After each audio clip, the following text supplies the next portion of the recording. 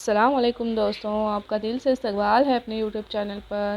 آج ہم جماعت ہفتم کا مضمون شہریت کا سبق نمبر 2 دستور کی تمہید یہ ہم سبق پڑھیں گے۔ اس کی مشق جو ہے وہ اپنے چینل پر میں نے ڈالی ہوئی ہے۔ اب اس کی ہم جو ہے وہ سبق پڑھیں گے۔ تو دیکھو، پہلے ہے دستور ہمارے ملک کا بنیادی اور اعلیٰ ترین قانون ہے۔ کسی بھی قسم کے قانون سازی کے پیچھے کچھ مقاصد ہوتے ہیں۔ ان مقاصد کی وضاحت کے بعد ہی تفصیلی طور پر قوانین میں ترمیمات کی جاتی ہیں۔ ترمیمات یعنی اس میں بدل کرنا۔ ان مقاصد کی مختصر مگر جامع پیشکش ہی تمہید کہلاتی ہے۔ تمہید ہی کو بھارت کے دستور کا پیش لفظ یا ابتدائیہ کہتے ہیں۔ تمہید اپنے دستور کے مقاصد کی وضاحت کرتی ہے۔ اب دیکھیں گے دستور کی تمہید۔ ہم سب بھارت کے شہری ہیں۔ دستور کی تمہید ہمیں بتاتی ہے کہ ہمیں کس قسم کا ملک درکار ہے۔ اس کے اقتدار، نظریات اور مقاصد وسیع ہیں۔ ہمارا دستور ان مقاصد کے حصول کے طریقوں کی وضاحت کرتا ہے۔ دستور کی تمہید کا آغاز ہم بھارت کے عوام سے ہوتا ہے۔ آپ سبھی پڑھتے ہوں گے دستور کی تمہید، تو اس کے بارے میں اس سبق میں دیا گیا ہے۔ اس میں بھارت کو مقتدر، سماجوادی، غیر مذہبی، عوامی جمہوریہ بنانے کے عزم کے بارے میں بتایا گیا ہے۔ اب ہم تمہید میں شامل اصطلاحوں کا مفہوم سمجھیں گے۔ تو یہ دستور کی تمہید کیا ہے؟ اس میں جو اصطلاح دیے گئے ہیں تو ان کے مقصد کیا ہیں؟ جو ہم نے ابھی پڑھا کہ ہمارے بھارت کا دستور جو ہے وہ مقتدر ہے، سماجوادی ہے، غیر مذہبی ہے، اس کا کوئی مذہب نہیں ہے۔ تو ان کے بارے میں ہم پڑھیں گے۔ تو سب سے پہلا ہے مقتدر حکومت۔ اس کا مطلب کیا ہوتا ہے؟ دیکھو، بھارت پر کافی عرصے تک انگریزوں نے حکومت کی تھی۔ یہ ہم نے تاریخ میں پڑھا ہے۔ 15 اگست 1947 کو انگریزوں کی حکومت کا خاتمہ ہو گیا اور ہمارا ملک آزاد ہو گیا۔ بھارت کو خود مختاری حاصل ہو گئی۔ ہم اپنے ملک کی ترقی کی خاطر مناسب فیصلے لینے کے لیے آزاد ہیں۔ پہلے ہم انگریزوں کی قید میں تھے، تب وہ جو فیصلہ کرتے تھے وہی ہوتا تھا، لیکن جب ہمارا بھارت خود مختار ہو گیا، ہمارے بھارت کو آزادی مل گئی، تو ہم اپنے بھارت کے فیصلے لینے کے لیے آزاد ہو گئے۔ مقتدر کے معنی ہوتے ہیں اقتدار رکھنے والا، یعنی خود مختار۔ جو خود سے کوئی اقتدار، خود سے کوئی فیصلہ لے تو اس کو کہیں گے اقتدار رکھنے والا۔ اب دیکھو، ہماری تحریک آزادی کا سب سے اہم مقصد ملک کے لیے خود مختاری حاصل کرنا تھا۔ حکومت کرنے کے اعلیٰ ترین اور مکمل اختیار کو خود مختاری کہتے ہیں۔ عوام اپنے نمائندے منتخب کر کے انہیں اختیارات کا استعمال کرنے کی اجازت دیتے ہیں، جیسے کہ الیکشن ہوتے ہیں تو عوام کیا کرتے ہیں؟ اپنے پسندیدہ نمائندوں کو ووٹ دیتے ہیں اور انہیں چن کر لاتے ہیں، جس سے انہیں کیا ہوتا ہے؟ اختیار ہوتا ہے کہ ہمیں جو پسند ہے ہم اس کو چن کر لا سکتے ہیں۔ اپنے ملک کے داخلی قوانین تیار کرنے کا اختیار عوام کو اور عوام کے ذریعے منتخب کردہ حکومت کو ہوتا ہے۔ تو جو حکومت ہم بناتے ہیں وہ کون بناتا ہے؟ ہمارے دیش کے عوام بناتے ہیں، جسے ہم چنتے ہیں وہی حکومت بنتی ہے۔ اب دوسرا ہے سماجوادی حکومت۔ تو اس کا کیا مطلب ہوتا ہے؟ دیکھو اس اصطلاح کا، سماجوادی ملک یعنی ایسا ملک جہاں امیر اور غریب کے درمیان بہت زیادہ فاصلہ نہ ہو۔ ملک کی دولت پر سب کا یکساں حق ہوتا ہے۔ اس بات کا خیال رکھا جاتا ہے کہ ملک کی دولت محض چند ہاتھوں میں جمع ہو کر نہ رہ جائے۔ مطلب امیر امیر بنتا نہ جائے، غریب غریب بنتا نہ جائے، یعنی امیر اور غریب دونوں کو یکساں حقوق دیے جاتے ہیں۔ نوکری میں دونوں کو برابر سے سہولیات دی جاتی ہیں، یا امیر ہے اس لیے ان کو زیادہ دیں گے، ایسا نہیں ہوتا۔ اور ایجوکیشن میں، علم حاصل کرنے میں، تعلیم کے شعبے میں یکساں سہولت دی گئی ہیں، امیر ہو چاہے غریب ہو، وہاں پر کوئی فرق نہیں پڑتا۔ اب دیکھو تیسرا، غیر مذہبی سیکولر حکومت۔ جسے کیا کہیں گے؟ سیکولر لفظ ہے، دیکھو غیر مذہبی کے لیے۔ دستور کی تمہید میں مذہبی غیر جانبداری کو ہمارا مقصد بتایا گیا ہے۔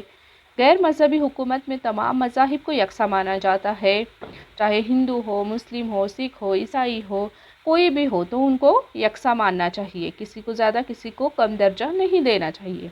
کسی بھی مذہب کو ملک کا سرکاری مذہب نہیں مانا جاتا۔ دیکھو ہمارے ملک کا جو سرکاری مذہب ہے وہ کوئی ہے کیا؟ نہیں ہے، نہ ہندو، نہ مسلم، نہ سکھ، نہ عیسائی۔ عوام کو اپنی پسند کے مذہب پر عمل پیرا ہونے کی مکمل اجازت ہے۔ अवाम में मज़हब की बुनियाद पर भेदभाव नहीं किया जाता। देखो, मुस्लिम है इसलिए ऐसा, हिंदू है इसलिए ऐसा, ऐसा कुछ नहीं है। इसको कहेंगे गैर मजहबी हुकूमत।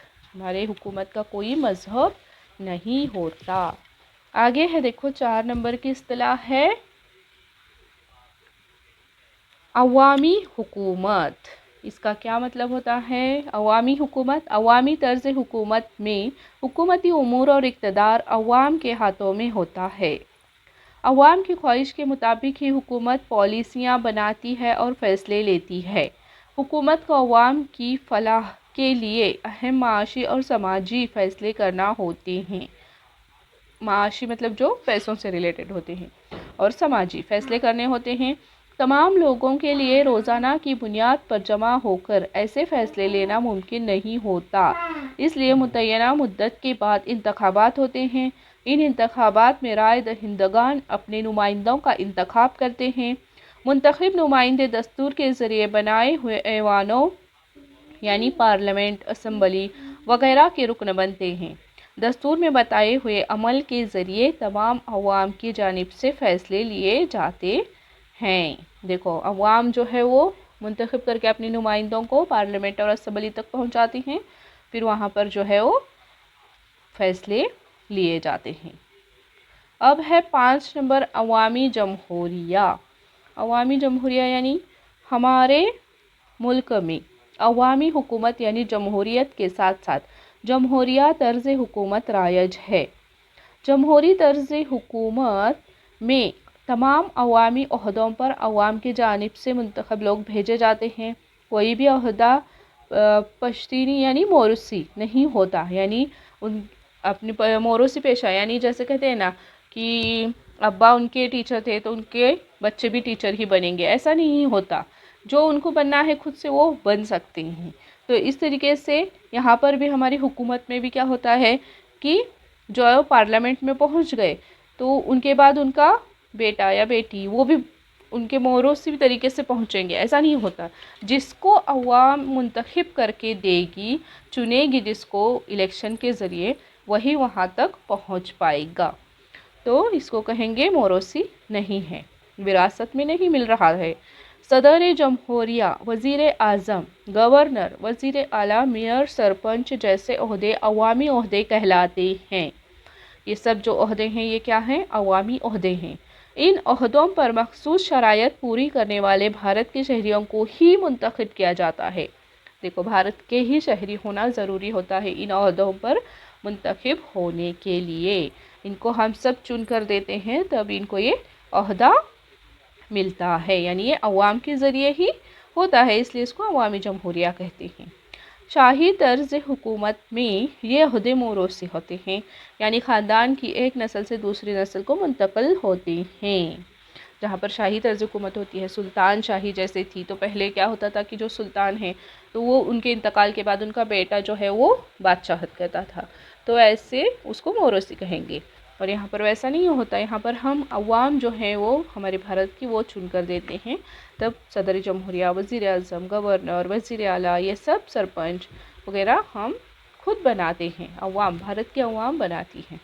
दस्तूर के तमहीद के ज़रिए भारत के तमाम शहरियों को इंसाफ, आज़ादी और मसावत जैसी कदरों और इन कदरों के मुताबिक अमल करने और कानून साजी के ज़रिए इन कदरों पर अमल पेरा होने की ज़मानत दी गई है। देखो, दस्तूर की तमहीद में भारत के हर एक शहरी को इंसाफ की आज़ादी है, उसके खिलाफ कोई नाइंसाफ़ी नहीं होनी चाहिए, आज़ादी है हर बात की, और मसावत की मतलब सबके साथ यकसा सलूक होना चाहिए।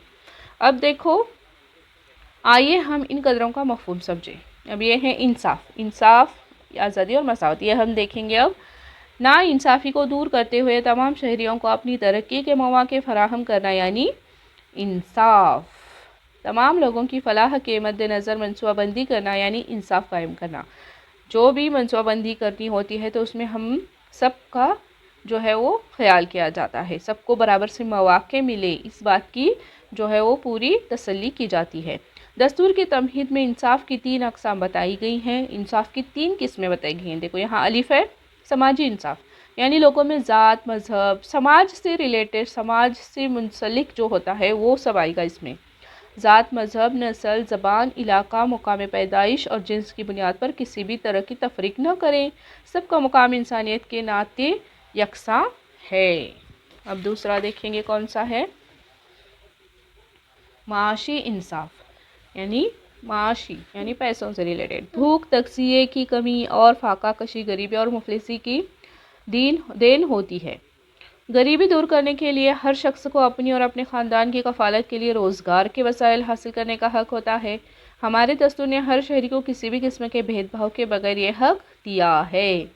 دیکھو، جب ہمیں روزگار حاصل کرنا ہوتا ہے تو وہاں ہمارے لیے کوئی بھید بھاؤ نہیں ہوتا، کوئی بھی روزگار ہم حاصل کر سکتے ہیں۔ اب ہے جیم، سیاسی انصاف۔ حکومتی امور میں شریک ہونے کا ہر شہری کو یکساں حق حاصل ہے۔ اب الیکشن میں جو ٹھہرتے ہیں تو ایسا نہیں ہے کہ جو زیادہ امیر ہیں وہی ٹھہریں گے، غریب نہیں ٹھہر سکتے، ایسا کچھ نہیں ہے، تو ہم بھی اس میں حصہ لے سکتے ہیں۔ بھارت کی تمام عوام کو یہ آزادی حاصل ہے، تو اسے کہیں گے سیاسی انصاف۔ حکومتی امور میں شریک ہونے کا ہر شہری کو یکساں حق حاصل ہے، اس لیے ہم نے بالغ رائے دہی کا طریقہ اختیار کیا ہے، جس کے مطابق 18 اور اس سے زیادہ سال کی عمر والے ہر شہری کو رائے دہی کا حق حاصل ہے۔ جب آپ 18 سال پورے کرو گے تو آپ کو بھی الیکشن کا حق حاصل ہو جائے گا، آپ بھی ووٹ دے سکتے ہو۔ اب دیکھیں گے آزادی، دوسرا۔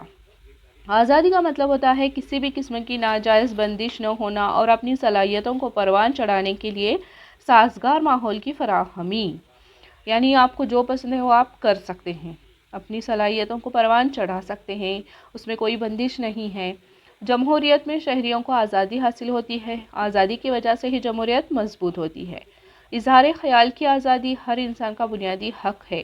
اظہار خیال یعنی جو آپ کو خیال آ رہا ہے وہ آپ بول سکتے ہیں، ہر شخص اپنے خیالات اور اپنی رائے کا اظہار کر سکتا ہے۔ خیالات اور نظریات کے تبادلے اور لین دین کی وجہ سے اتحاد اور آپسی تعاون کو فروغ حاصل ہوتا ہے، اس کی وجہ سے ہم کسی مسئلے کے مختلف پہلوؤں سے بھی واقف ہوتے ہیں۔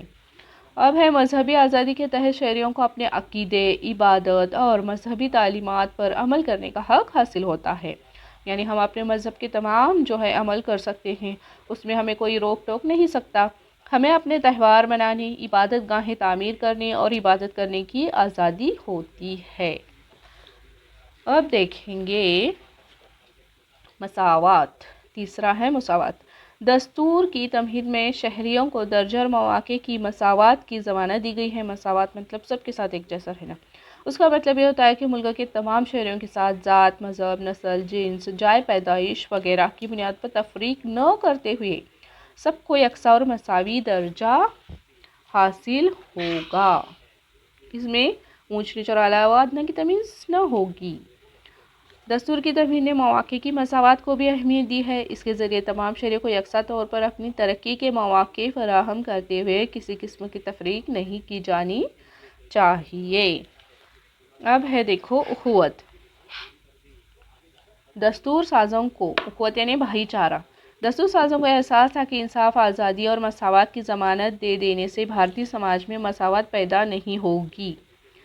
کتنی ہی قانون سازی کی جائے، جب تک بھارت کے عوام میں اخوت یعنی آپسی بھائی چارہ پیدا نہیں ہوگا، ان قوانین کا کوئی فائدہ نہیں ہوگا۔ اس لیے اخوت کے لیے ماحول سازی کو دستور کی تمہید کا حصہ بنایا گیا ہے۔ اخوت سے مراد اپنے ملک کے تمام شہریوں کے لیے اپنائیت کا احساس ہے۔ اخوت آپسی ہمدردی کا جذبہ پیدا کرتی ہے اور لوگ ایک دوسرے کے مسائل اور مشکلات کے بارے میں اسی احساس کے ساتھ غور و فکر کرتے ہیں۔ اخوت اور فرد کی عظمت ایک دوسرے سے مربوط ہیں۔ فرد کی عظمت سے مراد کیا ہے؟ دیکھو، ہر شخص انسان کی حیثیت سے وقار اور عزت رکھتا ہے۔ دیکھو، ہر شخص کو عزت ضروری ہے دینا۔ اس کا یہ وقار اس کی ذات، مذہب، نسل، جنس اور زبان کی بنیاد پر طے نہیں ہوتا۔ بالکل، ہم اپنے لیے دوسروں سے جیسی عزت اور وقار چاہتے ہیں، ہمیں بھی دوسروں کی ویسی عزت کرنا چاہیے۔ جیسا کہ ہم چاہتے ہیں کہ سب لوگ ہماری عزت کریں، ہم سے محبت سے، پیار سے پیش آئیں، تو ہمیں بھی ویسے دوسروں سے پیش آنا ضروری ہوتا ہے۔ جب ایک شخص کسی دوسرے شخص کی عزت کر کے اس کی آزادی اور حقوق کا احترام کرے گا، تب بھی فرد کی عظمت خود بخود پیدا ہوگی۔ ایسے ماحول میں اخوت کا فروغ ہوگا۔ اور انصاف و مساوات کی قدروں پر مبنی نئے سماج کی تشکیل کا کام آسان ہو جائے گا۔ ہمیں بھارت کی دستور کی تمہید سے ہی رہنمائی حاصل ہوتی ہے۔ دستور کی تمہید کا خاتمہ اس بیان پر ہوتا ہے کہ بھارت کے عوام اس دستور کو اپنے آپ پر نافذ کرتے ہیں، یعنی ہم سب کو دستور کی تمہید کو جو ہے وہ اپنانا چاہیے، اس میں جو قدریں اصطلاحات دی گئی ہیں انہیں سمجھنا چاہیے، جو ابھی ہم نے اس سبق میں پڑھی انہیں اچھے سے عمل کرنا چاہیے، اخوت آزادی کا اچھے سے استعمال کرنا چاہیے، سب کے ساتھ مساوات سے رہنا چاہیے، بھائی چارہ اپنانا چاہیے، تو ہمارے ملک کی جو ہے وہ ترقی ممکن ہوگی۔